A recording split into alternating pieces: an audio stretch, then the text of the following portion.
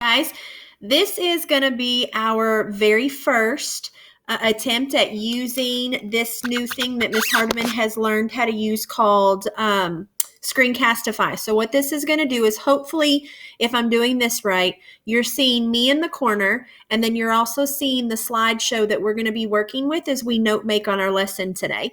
So you just got done watching a little short video clip on the differences between literary and figurative language. And you're also going to hear me refer to figurative language as literary devices. So if I kind of go back and forth, you know that I'm really talking about the same thing. But if you watched that, then you know right away that figurative language and literary language are used to kind of express something in a bigger way.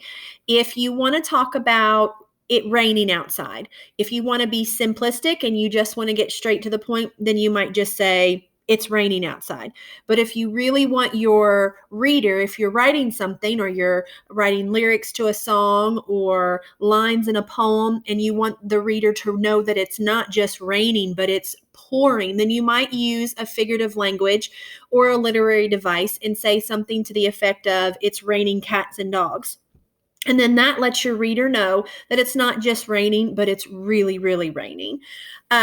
We're going to get into where you see figurative language and literary devices and how they're used not only in literature, but how it's also used in songs that you guys are listening to every single day.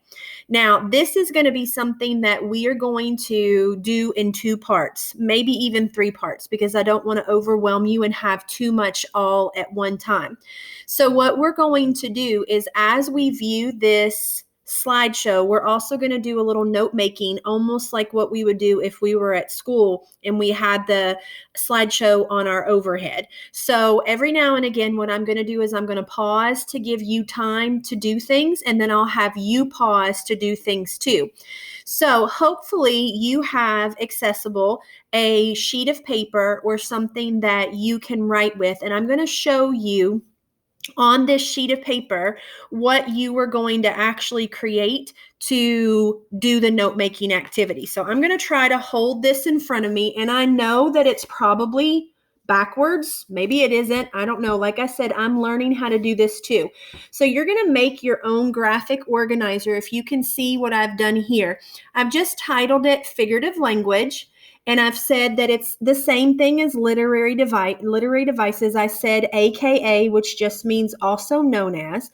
And then you're going to see that I drew 3 columns. One column I called device, and that's, oh, see, it's backwards. This is device. So this is what we're going to actually note make on. So these are the things, the literary devices that we're going to learn. The second column is where you're going to have an opportunity to jot down what the meaning is. And then the last one over here says example. So we're going to see examples throughout the video, and this is where you're going to kind of jot those down. And what I will do is I will go ahead after I make this video, and I'm going to go ahead and make one of these. And then I'll screenshot it and I'll put it on Google Classroom so that you have it, because this will be important for you to have to kind of study and to also use if we do a quick check and I allow it to be open notes. So I'm going to go ahead and say pause the video. I'm going to pause the video for just a moment too, and I want you to create something. It doesn't have to be exactly like mine, but just create something. And what we'll do is we will draw lines through the middle, but you need to make them big enough to where you can get the information written down. So I'd say go ahead and draw. You'll probably have about 6 or 7 devices that we're going to introduce. So go ahead and do that right now.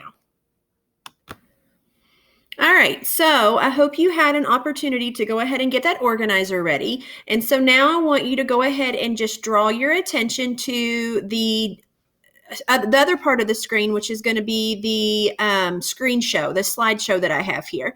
So the first slide is just basically going back over what that little video clip said. It's just kind of doing a little quick comparison between figurative and literal. And so figurative language, as you can see, you have to kind of sometimes figure out what it means. It's said in a way that's not direct. It's said in a way that's not exactly what the words truly mean. As Americans and then the English language, we use figurative language frequently.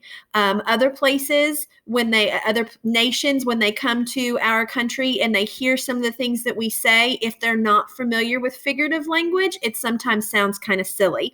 And we'll get into some really funny things like hyperbole and idioms later. And those are the types of things that if someone doesn't understand what you're saying, they really think that you've lost your mind. And of course, literal just means it's literally what the words coming out of your mouth mean. If you're saying that the car is blue, then literally, if somebody looks at the car, then they would see that the car is blue. All right, so the next slide that we're going to look at is the first literary device that we're going to talk about. So what you're going to want to do is you're going to want it on your graphic organizer right now. You're going to want to, I'm circling the word simile. This is what you're going to write underneath the column that says device. Simile is the first device that we're going to go over. And if you look underneath simile, and hopefully the word simile is not something that is too unfamiliar to you, because we've talked about simile, and I know that once you see what the word simile means, you're going to realize that we've read a lot of similes as we've gone over things too. So basically what a simile is if an author wants to compare two objects, then he or she may use a simile to really show that that comparison is being made. And with a simile, you are making a comparison, and you're making a comparison of two things. But the thing that makes a simile different than the other comparison devices that you use is you're always going to use these two words, like or as. Those are the key words with a simile. And if you look down at your examples, you can see what I'm talking about. If you're wanting to compare or describe how someone was able to twist metal, and maybe if we're describing how strong a superhero was, we might say that he twisted the metal and the metal twisted like a ribbon. And what that says to you is that the metal, which should be hard to twist, was able to twist as easily as it was to tie a ribbon. So that's just showing you how strong the superhero would have been.